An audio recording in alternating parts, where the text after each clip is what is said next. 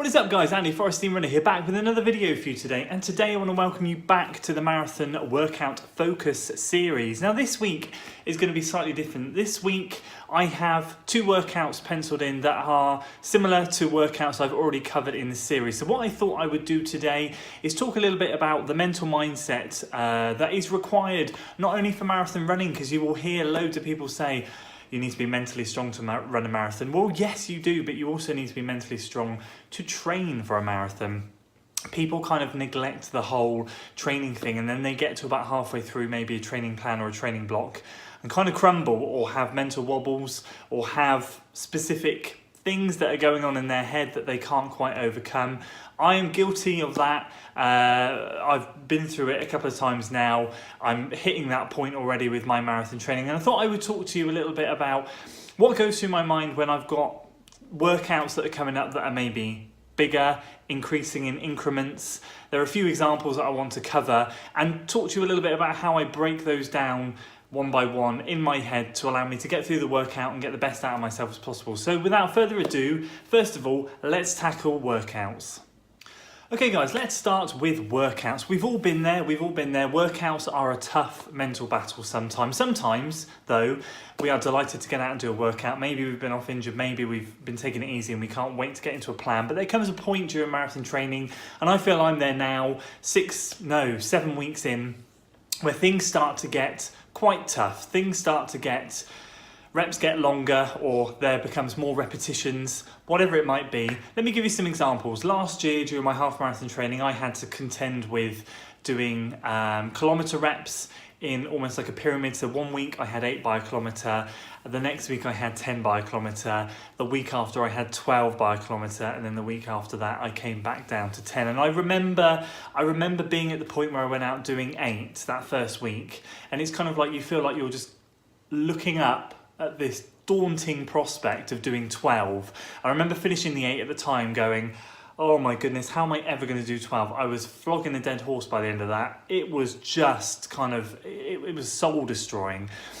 In October last year, some of you will remember from the 10K training series, we did 16 by 400, 18 by 400, and then 20 by 400. And again, the same principle happened. I hit 16, I finished.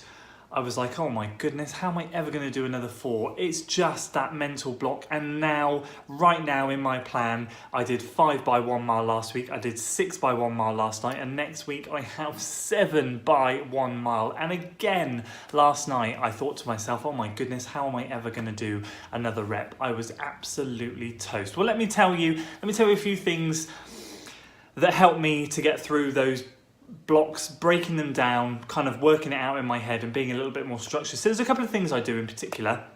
Number one, on the workout itself, I break the workout down into chunks, probably like a lot of you, and you probably hear this a lot. So last night I had 6 by 1 mile. So for example, I knew that in my head I was going to break down into thirds. So I would get, I was doing an out and back type of thing. So I do 1 mile, jog, 1 mile, jog, yeah? So what I thought in my head was, right, let's do a set. I broke them into sets. 3 sets sounds better than 6 reps, okay? So first of all, I was like, right, let's do a set and see how we feel. And when I did a set, I was like, okay, all right, it's good. We've done a set already. There's only 2 more sets to go. It's not too bad. It's tough, but it's not too bad. Then when I did the next one, I went, you're halfway done. You've not even finished the second set and you're halfway done in the workout already. So by the time you get back and do the next rep, you'll have done 2 sets and you'd only have 1 more set to go. And then of course you're on the home straight. You've got the next one where you can go, 1 left and then done. The hardest part is always the first one. So to combat that and tackle that, what I tend to do, and it is unintentional, but it also is intentional, is if I'm set specific pace targets or zones, I will try and not push. I will work hard, I will work really hard, but I won't go as all out as I will be in rep 6, for example. So last night I had the task of running these reps in zone 5, and I basically did that for all of the reps. But the first one was a bit slower than the others, and that was just because I just touched zone 5 and I just got into there. Whereas the rest, my heart rate was up into the 170s. I think the first one was late 160s, and it was just to get a feeler of the session. But obviously, disclaimer right here, you have to be very careful when you do this not to run it too slow, otherwise you're not going to be getting the benefits of the workout. You're not going to be doing it in the right zone. So there is kind of this balance of, I'm not saying you should go out there and run the first one slowly, but I'm saying you should go out there and run it maybe a little bit more conservatively than the rest, just to put the feelers out there. What that also does, I find, is it also gives me a great insight into how I'm feeling that night. There are occasions when I've gone balls out on my first rep and I've gone, wow, I'm not going to make this session tonight. I feel absolutely terrible. So actually going out just a little bit more pace conscious, shall we say, that's a better word, pace conscious, conscious of what I'm doing, allows me to think, okay, yeah, we can do this workout. And last night I did the first one, I did it quicker than I did the first one last week. So I did 6:08 last week, I did 6:04 last night, so 4 seconds quicker. And I thought, okay, that was good, we've made progress from last week. The first one is 4 seconds quicker, but we were still being conscious of pace, and I felt good. So that, guys, is kind of how I break down a workout. Similarly with the 400 meter repeats last year, I broke that down into quarters. So I would do 16, so I would do 4, 8, 12, 16. I get 4 done and go quarter of the way through. Not bad, half the way through, 3/4, and just breaking up. It's a pretty common technique, but it really does help me. So that, guys, for me is how I combat the workout. As for getting out the door, that just depends on what your why is. What is your purpose? What is your focus? Do you really want your goal? Been chatting to James this morning, myself, and we've been talking about marathon training and the struggles of it. And it basically does come down to, what is your why? What is the drive? What do you want it? And I'm like, I want it so badly. I really want to get this time. I've set myself this goal. I'm going to do my best to achieve it. So getting out the door, it's all about what is your why. Okay, guys, the second thing I kind of want to talk about is the mental pressure of weekly mileage. Weekly mileage is something that you hear bounded around on social media. You might be in Facebook groups, Twitter, Instagram, people taking shots of their weekly mileage. You know, I do it too. I say, hey, I've hit 50 miles this week. Last week I hit 50 miles, and I openly said that's where I want to sit at and where I want to stay now and push on from there. I want that to be the base. Whilst I'm marathon training, I need to kick on with the mileage. You hear a lot of this. You hear a lot of that, and there is a big pressure. You know, there is a big pressure to hit a certain mileage when you're in a training plan, or we all put that, and I think that comes with the self-pressure of assuming that we need to put the miles in. And yes, don't get me wrong, that is a very important thing to do, and the more easy miles in particular we can get in during this training plan and specific work that, let's say, I'm doing at the moment with the certain workouts, the better. To eliminate that pressure, what I always try and do, and this is a bit of maybe a different way of approaching it, maybe looking at it from a different angle, but I always try and get a lot of my mileage done at the beginning of the week. So, for example, my easy run is always on a Monday. That's something I've always done from day one. I've always done my Monday run. I know a lot of people don't like to do a Monday run because they run their long runs on a Sunday, and that's fine. I get that Monday's their recovery day, and then they kickstart again on Tuesday. For me, I do my long runs on a Saturday morning, therefore I get the Sunday to rest, so I'm ready to go again Monday. And if I get a good easy run done on the Monday morning and I get my workout done on the Tuesday, I feel like I've set myself up perfectly for the week.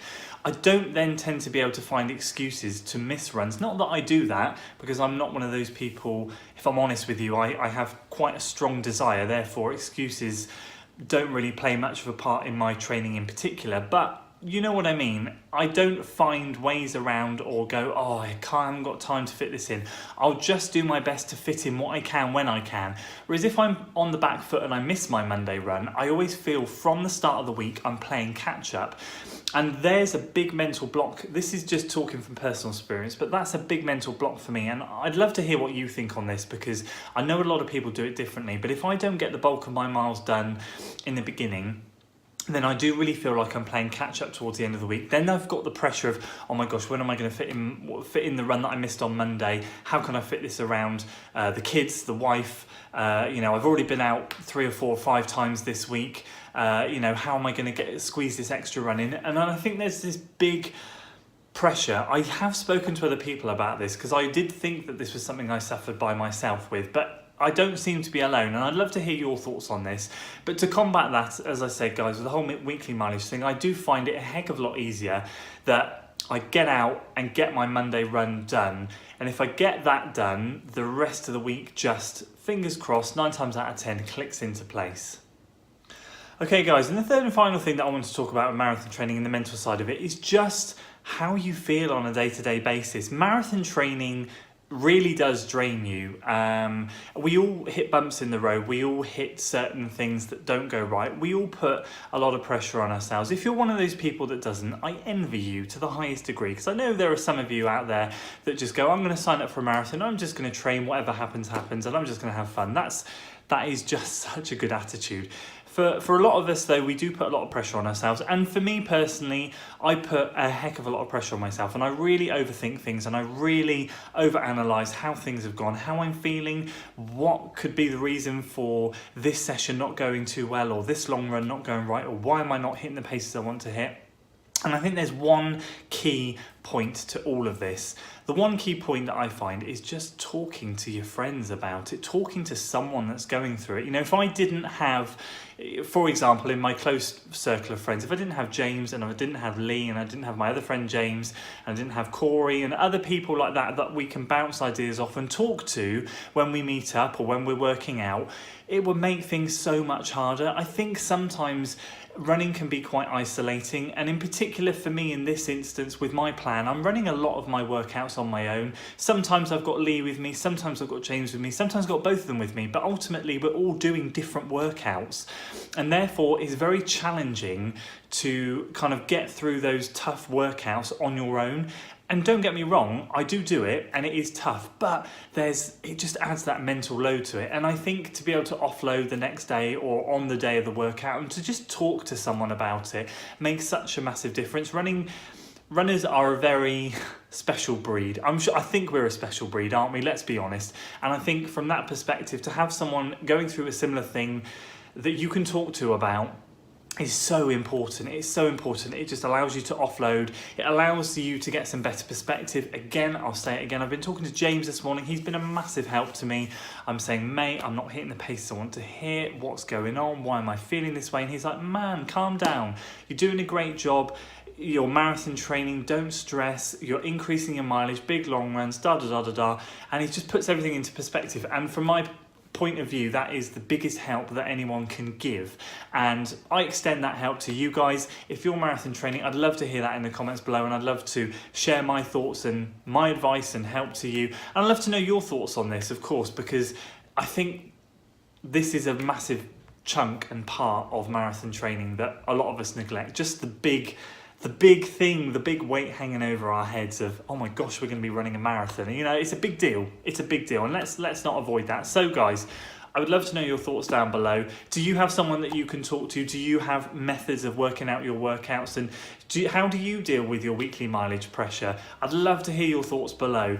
If you enjoyed this video, guys, please, of course, do give it a like, share it with your friends, and please do consider subscribing to the channel for weekly running content. Thank you so much for listening to me ramble on, and I will see you next time. Until then.